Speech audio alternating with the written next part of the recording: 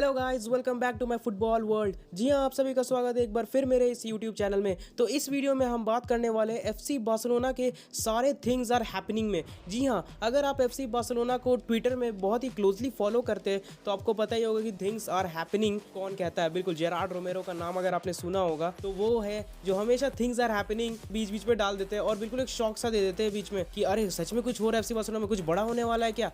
लेकिन तो इसीलिए मैंने ये वीडियो बनाया कि आपको हर कुछ के बारे में बताएंगे एफसी बार्सिलोना में क्या सच में things are happening, really things are happening. तो चलिए देखते हैं क्या चल रहा है एट प्रेजेंट एफसी बार्सिलोना में। जो भी चीजें चल रही है हर कुछ के बारे में हम ब्रीफ में डिस्कशन करने वाले अपने इस वीडियो में। तो अपने इस वीडियो को स्टार्ट करने से पहले अगर आपको ये वीडियो अच्छा लगे तो do like, share and subscribe the channel. तो चलिए स्टार्ट करते हैं अपनी इस वीडियो को बिना टाइम वेस्ट किए। तो गाइस, हम सबसे पहले बात करेंगे डेम्बेले के सागा के ऊपर। बिल्कुल आप सभी को पता, और मैंने अपने पिछले एफसी बार्सिलोना के वीडियो, जो मेरा सबसे पहला वीडियो था इस चैनल में, उसमें मैंने बताया भी था कि डेम्बेले का सागा जो है नवंबर दिसंबर से पेंडिंग पड़ा हुआ अभी तक, और अभी तक कॉन्ट्रैक्ट रिन्यूअल जो एफसी डेम्बेले का नहीं हुआ एफसी बार्सिलोना के साथ।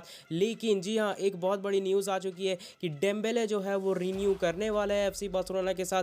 बिल्कुल ये डन एंड डस्टेड हो चुका है। उसका रिन्यूअल जो है वो अब जो अटका था, जो पेंडिंग था, वो अब ख़त्म हो चुका। आखिरकार 7-8 महीने के बाद वो सागा जो है वो हमें एंड होता हुआ दिख रहा है और डेम्बेले जो है वो नया कॉन्ट्रैक्ट साइन करने वाले हैं एफसी बार्सिलोना के साथ। बिल्कुल ये कॉन्ट्रैक्ट जो है वो 40% वेज कट के साथ कर रहा है, और सिर्फ वेज कट ही नहीं, केवल 2 साल के लिए ये कॉन्ट्रैक्ट रिन्यूअल वो कर रहा है। बिल्कुल 2 साल, यानी कि 2024 तक इनका कॉन्ट्रैक्ट जो है वो रहेगा एफसी बार्सिलोना के साथ। और 40% वेज कट, यानी कि एट द एंड इन्हें बार्सिलोना के ही डिमांड्स में हाँ करना पड़ा। बिल्कुल उसके एजेंट मूसा सिसोको के लिए भी कोई भी कमीशन जो है वो नहीं दिया एफसी बार्सिलोना ने। लेकिन उस्मान डेम्बेले का जो भी कॉन्ट्रैक्ट है उसमें बहुत सारी ऐसी ऑब्लिगेशंस है, बिल्कुल बहुत सारे ऐसे चीज़ें हैं जो एफसी बार्सिलोना ने डाली है। जो सैलरी है उस्मान डेम्बेले का डिपेंड करेगा उस्मान डेम्बेले की परफॉर्मेंस के ऊपर और साथ ही साथ उसकी पार्टिसिपेशन के ऊपर। बिल्कुल अगर आप उस्मान डेम्बेले और बार्सिलोना को बहुत टाइम से फॉलो कर रहे हैं तो आपको पता ही होगा कि डेम्बेले का जो इंजरी है, मतलब बहुत ही ख़राब उनका रिकॉर्ड है इंजरीज़ में।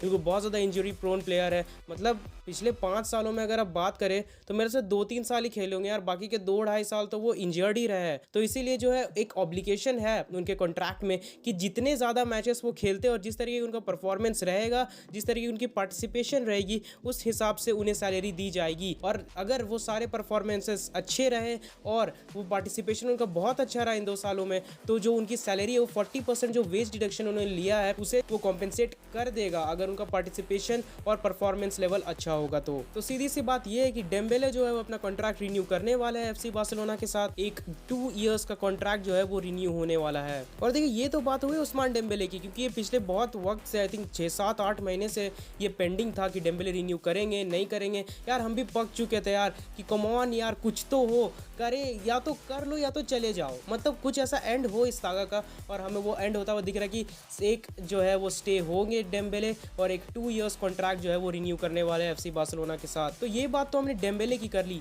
लेकिन अभी जो है ऑडियंस के मन में, जो व्यूअर्स है, जो एफसी बार्सिलोना फैंस है, उनके मन में ये चीज़ ज़रूर आएगी कि अगर डेम्बेले रुक रहा है तो क्या रफीनिया जो है वो नहीं आएंगे एफसी बार्सिलोना। लेकिन मैं सीधी सीधी बात बताऊं कि एफसी बार्सिलोना ने ये क्लियर कर दिया है कि डेम्बेले का कंटिन्यूएशन से कोई भी मतलब नाता रिश्ता नहीं है रफीनिया का आना। बिल्कुल, यानी कि डेम्बेले रिन्यू करे नहीं करे, रफीनिया आएंगे, और शायद ऐसा लग रहा है मुझे कि वो आएंगे ही। बिल्कुल, अगर यहाँ पर डेम्बेले रिन्यू नहीं भी करते तो श्योर था कि रफीनिया आने ही वाले हैं, लेकिन यहाँ पर रिन्यू कर लिया डेम्बेले ने। लेकिन फिर भी मुझे ऐसा लगा है कि रफीनिया जो है वो आने वाले, और लीड्स का जो है वो उनके साथ एक एडवांस्ड नेगोशिएशंस चल रहा है एफसी बार्सिलोना का। और ऐसा माना जा रहा है कि पिछला ऑफर जो था वो 55 मिलियन यूरोस का था, उसे बढ़ाया है एफसी बार्सिलोना ने 60 million euros plus add ons जो है वो ज़्यादा कर दिया अभी एफसी बार्सिलोना ने। पहले जो है वो 60 मिलियन यूरोस प्लस थोड़े कम एड ऑन्स दे रहे थे, लेकिन अभी जो है वो एड ऑन्स की जो क्वांटिटी है, जो वैल्यू है, वो बढ़ाई है एफसी बार्सिलोना ने रफीनिया के लिए, और बहुत ज़्यादा एडवांस नेगोशिएशंस है। और ऐसा कुछ रिपोर्ट्स भी आई थी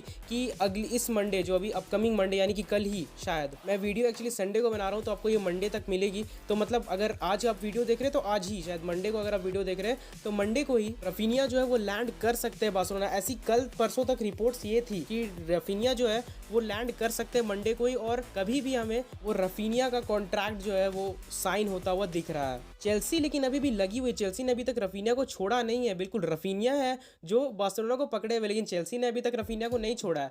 तो देखना होगा कि क्या ये साइनिंग होगी रफीनिया की। लेकिन मुझे लग रहा है जहाँ तक ये साइनिंग हो जानी चाहिए, क्योंकि बार्सिलोना ने भी रफीनिया को बहुत ज़ोरदार तरीके से पकड़ा हुआ है। और जावी का एक स्टेटमेंट भी आया था, मतलब जब वो सीज़न ख़त्म होने वाला था, कि वो जो है नेक्स्ट सीज़न, मतलब ये जो अपकमिंग सीज़न है, इसमें हर एक पोजीशन में अपने 2 बेस्ट प्लेयर्स मांग रहे हैं। यानी कि हर एक पोजीशन में जो है वो कम से कम कॉम्पिटिटिवनेस होनी चाहिए, बिल्कुल कंपटीशन होना चाहिए, ताकि हर एक प्लेयर जो है अपनी लिमिट्स को पुश करे। तो इसीलिए शायद रफीनिया और डेम्बेले दोनों को रखना चाहेंगे उस राइट विंग पोजीशन में। और बिल्कुल रफीनिया और डेम्बेले, मान लीजिए अगर दोनों के दोनों रुक जाते हैं, कि डेम्बेले का तो अब लग रहा है मुझे कि अब हो ही गया है, उनका बिल्कुल डन हो चुका है, ऐसा लिख दिया गया कि डन, ऐसा नहीं कि विल बी साइंड, ऐसा लिख दिया गया कि डन। तो मुझे लग रहा है डेम्बेले का तो हो ही गया है।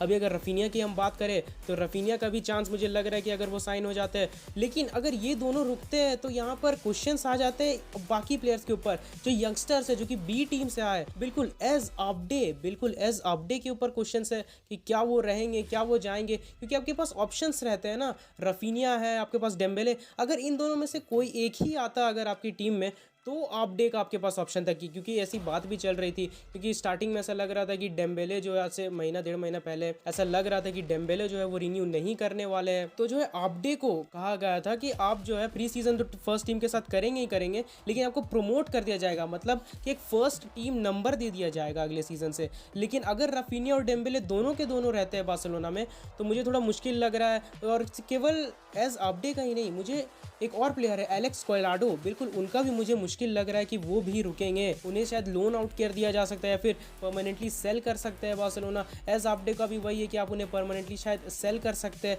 और एक और प्लेयर बिल्कुल जो बार्सिलोना के फर्स्ट टीम मेंबर थे, बिल्कुल फर्स्ट टीम प्लेयर थे, वो थे मेम्फिस डिपाई। बिल्कुल मेम्फिस डिपाई को भी सेल किया जा सकता है अगर रफीनिया और डेम्बेले दोनों के दोनों रहते हैं एफसी बार्सिलोना में। तो खैर ये बात तो हो गई पूरी तरीके से अटैक की, मतलब हमने बात किया यहाँ पर डेम्बेले के ऊपर, रफीनिया के ऊपर, एलेक्स कोलाडो के ऊपर ये बात कर दी, एजाबडे और मेम्फिस डिपाई की, इन तीनों का डिपार्चर्स हो सकता है अगर रफीनिया और डेम्बेले जो है वो रहते हैं एफसी बार्सिलोना में। तो थोड़ी अगर हम डिफेंस की तरफ शिफ्ट होते हैं तो एक और न्यूज आई थी कि सैमुअल उमटीटी और सेलेमेंट लॉन्गले, बिल्कुल सेलेमेंट लॉन्गले का तो लोन डील हो चुका है स्पर्स, वो डन एंड डस्टेड हो चुका है, वो जा चुके हैं स्पर्स में। और लेकिन सैमुअल उमटीटी का जो है वो एक खराब न्यूज़, बिल्कुल एक बैड न्यूज़ आई थी कि रेनेस जो एक फ्रेंच क्लब है जो कि बहुत ज़्यादा इंटरेस्टेड थी सैमुअल उमटीटी में, लेकिन अभी जो है वो नेगोशिएशन से विथड्रॉ कर रहे हैं, बिल्कुल, यानी कि वो उनका जो इंटरेस्ट था वो अब खत्म हो रहा है कि उमटीटी की इंजरी रिकॉर्ड के चलते। तो अब देखना होगा कि क्या मतलब अब कौन लेता है। मुझे लग रहा है कि किसी ना किसी तरीके से ऑफलोड करने की कोशिश करेंगे बार्सिलोना, बिल्कुल किसी ना किसी तरीके से उमटीटी को ऑफलोड करने की पूरी कोशिश करेगी एफसी बार्सिलोना। अब देखते हैं कि वो कर पाती है कि नहीं,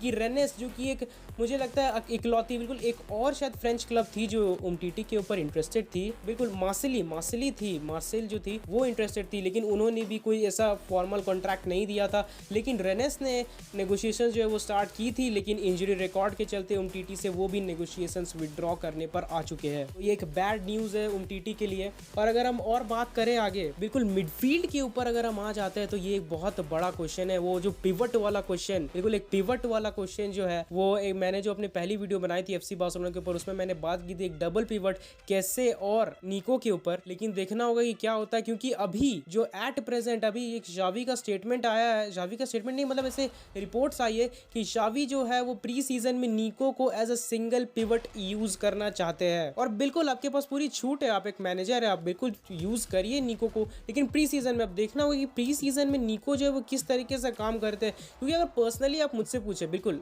शावी तो है एक बहुत बड़े मैनेजर है और मैं उनकी आइडियाज पर कोई नहीं होता सवाल उठाने वाला, लेकिन फिर भी मुझे एक पर्सनली लगता है कि निको जो है वो उस रोल में मुझे नहीं लगता कि फिट बैठने वाले, उस बुस्केट्स वाले सिंगल पिवट रोल में। मुझे इनफैक्ट लगता है कि मिरालेम जैनिच जो है, बिल्कुल मिरालेम जैनिच उस रोल में बहुत ही बेहतरीन सूट कर सकते हैं, लेकिन अभी उनका प्राइम जो है सब कहते हैं कि पार हो चुका है। और कोई सऊदी या कोई क्लब से, आई थिंक कतारी क्लब से कोई ऐसी बात आई थी कि शायद कोई कतारी क्लब जो है मिरालेम जैनिच को जो है वो साइन करना चाह रहा है। तो अब देखना हो कि मिरालेम जैनिच को यूज करना चाहेंगे कि नहीं चाहेंगे, क्योंकि प्री सीजन में ऐसी बात चल रही थी जो लास वेगास का इनका टूर होने वाला है उसमें शायद मिरालेम जैनिच को ये ले जाना चाहते हैं शावी हर्नांडेज अपनी स्क्वाड के साथ। तो देखना होगा उस पिवट को को जो है बहुत ज़्यादा जो है वहाँ पर सॉल्यूशन की ज़रूरत है उस पिवट में, क्योंकि बुस्केट्स तो सिंपल है कि बुस्केट्स को आप हर मैच नहीं खिला सकते, और ये बात होता है कि आप हर मैच नहीं खिला सकते सर्जियो बुस्केट्स को। तो देखिए, अगर निको चल जाते हैं प्री सीजन में तो ये बहुत अच्छी बात होगी, क्योंकि प्री सीजन में अगर वो काम कर जाते हैं एफसी बार्सिलोना के लिए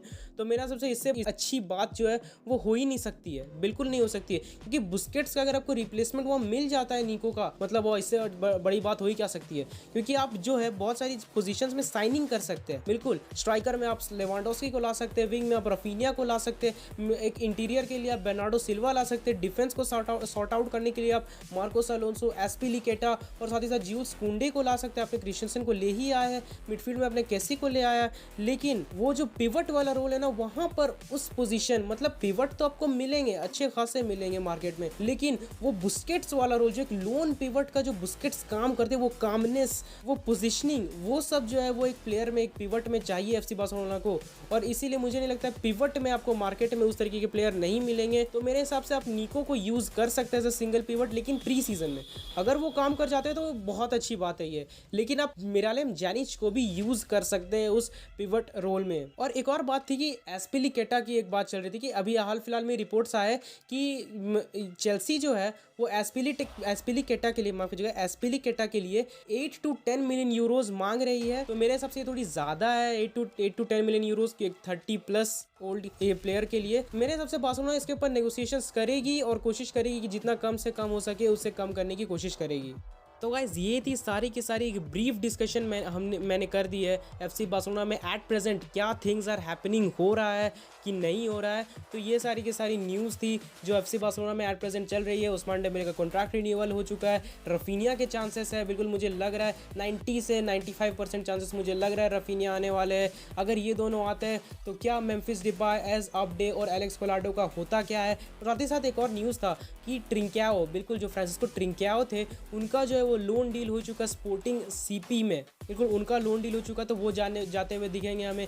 मिडफील्ड में मैंने निको, मिरालम जेनिच और बुस्केट्स जो पिवट वाली रोल है उसके बारे में बात कर दी। डिफेंस में अगर आप देखेंगे तो सेलेमेंट लॉन्गले का लोन डील हो चुका है टॉटेनहम हॉटस्पर्स के लिए, और सैमुअल उमटीटी का जो है वो उनका नेगोशिएशंस जो है वो ब्रेक डाउन हो रहा है रेनेस के साथ। तो देखना होगा सैमुअल उमटीटी का कि किस तरीके से सॉल्यूशन निकालती है। और एक और बात जो चल रही थी कि एफसी बार्सिलोना जो है वो एक्सपेक्ट कर रही है कि 150 million euros through player sales. ये बहुत बड़ी बात है, क्योंकि अगर आप फ्रैंकी डियोंग को उसमें इंक्लूड करेंगे, यानी कि एफसी बार्सिलोना जो है वो फ्रैंकी डियोंग को इंक्लूड कर रही है अपनी ट्रांसफर मार्केट में। वो ये लेकर चल रहा है कि फ्रैंकी डियोंग जो है वो उनका हम सेल कर देंगे, इसीलिए 150 मिलियन यूरोज का जो है वो एक्सपेक्टेड जो है सेल्स रेवेन्यू जो है वो बार्सिलोना एक्सपेक्ट कर रही है। अगर आप फ्रैंकी डियोंग को गिनते हैं, आप मेम्फिस डिपाय को गिनते हैं, तब जा करके ये होता है, क्योंकि मेम्फिस डिपाय अगर रफीनिया आते तो मेम्फिस डिपाय जाते हुए मुझे बिल्कुल दिख रहा है। और एक और बात कि सर्जिनियो डेस्ट के ऊपर भी जो है वो चेल्सी जो है वो इंटरेस्टेड थी। तो देखना होगा कि सर्जिनो डेस्ट रुकते हैं या जाते हैं, क्योंकि आपके पास सर्जियो रोबर्टो का ऑप्शन आता है उस राइट बैक में। सर्जियो रोबर्टो आपको सेंट्रल मिडफील्ड में भी काम करके देंगे। तो गाइज ये थी सारी की सारी न्यूज़ जो कि एफसी बार्सिलोना में एट प्रेजेंट चल रही है। थिंग्स आर हैपनिंग, हो रहा है कि नहीं हो रहा, आप इस वीडियो को देख के समझ सकते हैं कि ये हो रहा है कि नहीं हो रहा है। सो भाई लोग, that's it from my side. अगर आपको ये वीडियो अच्छा लगे तो please do like and share this video, and please don't forget to subscribe the channel. और अगर आप हैं एक रियल एफसी बार्सिलोना फैन और आप क्लोजली उन्हें फॉलो करते हैं तो आप मुझे मेरे ट्विटर हैंडल पर भी फॉलो कर सकते हैं, जहाँ पर मैं रेगुलरली एफसी बार्सिलोना से रिलेटेड हर छोटी से छोटी न्यूज़ जो है वो पोस्ट करता रहता हूँ। So till the next video, I am Ahmed signing off.